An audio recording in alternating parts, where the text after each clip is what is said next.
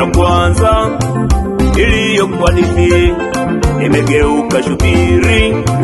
Ka kwanza na kueleze ile stori ya kwanza iliyokuwa hadithi imegeuka shubiri. Ka kwanza na kueleze, tunamkumbuka fulani yule wangu jirani, kakutana na fulani kamweleza ye nyumbani, tunavyoishi kwa amani kama rafiki na jilani.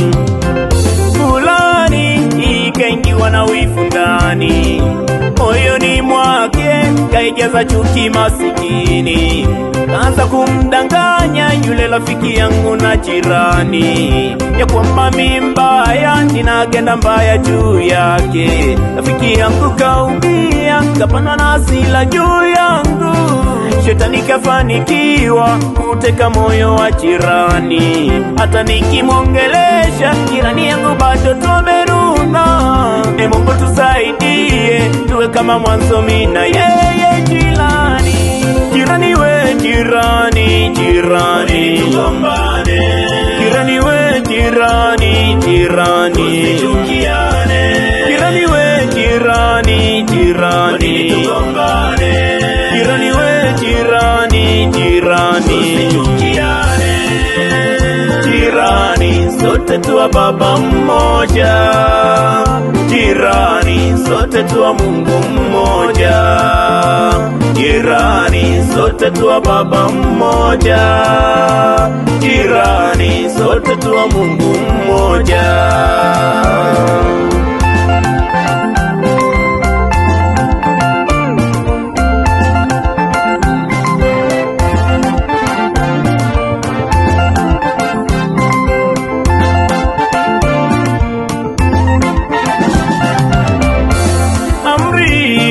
Pendaneni nyote duniani, msichukiane ndugu jirani, maisha yenu yote yawe amani. Amri nawapeni, pendaneni nyote duniani, msichukiane ndugu jirani, maisha yenu yote yawe amani.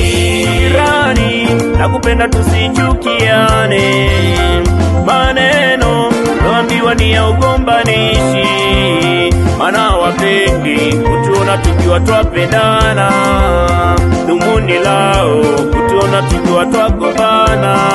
Safari ya mbinguni jirani yangu ina changamoto, napaswa kuwa makini ili kuepuka lile ziwa la moto. Ugomvi, masegenyo ni mpango kamili wa shetani, yeye hutuma mtu kugombanisha ndugu na jirani.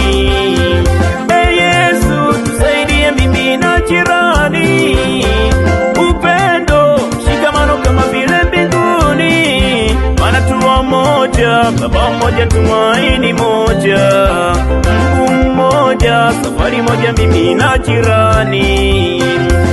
Yesu tusaidie mimi na jirani, upendo shikamano kama vile mbinguni, maana tuwa moja, baba moja, tumaini moja, Mungu mmoja, safari moja mimi na jirani. Jirani, jirani we jirani, jirani tugombane.